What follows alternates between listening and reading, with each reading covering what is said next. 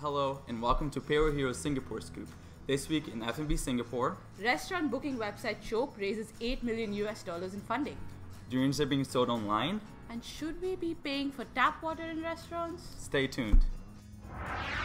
Singapore-based startup Chope has seen massive growth since its founding in 2011, raising 11 million Sing dollars in a recent round of Series C funding. Chope has made 20 million restaurant bookings in its lifetime. They're planning on even further expansion in Southeast Asia, including the Chinese, Jakarta, Kuala Lumpur, and Bali markets. Of course, as with any early-stage growth startup, Chope is not super profitable, with an EBIT of negative 1.32 million Sing dollars. And they face tough competition from competitors in Malaysia, Off-Peak, and in Singapore, Hungry Go-Ware. During the month of Ramadan, some 270,000 tons of edible leftovers are thrown out of Malaysia each year. Restaurants are trying to combat this by charging their customers extra for leftovers or making announcements reminding their patrons not to take more than what they can have. Singapore F&B outlets should consider similar methods.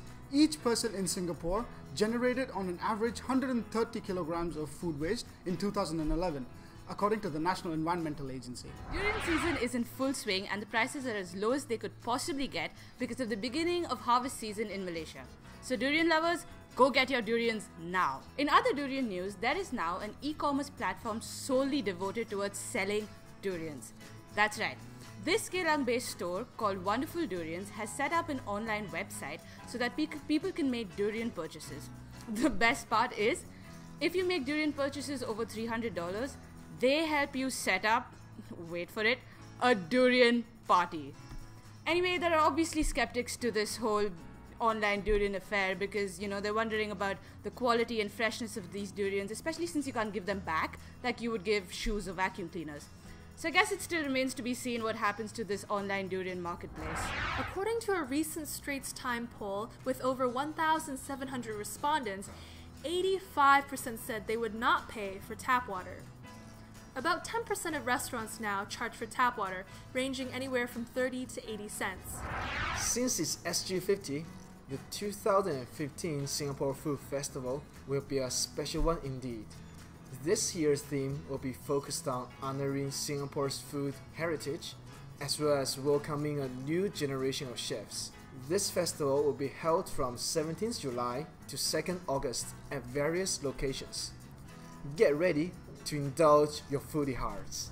And now for some fast facts. For the month of May, Singapore food inflation fell to 1.8% from the 2.1% in April.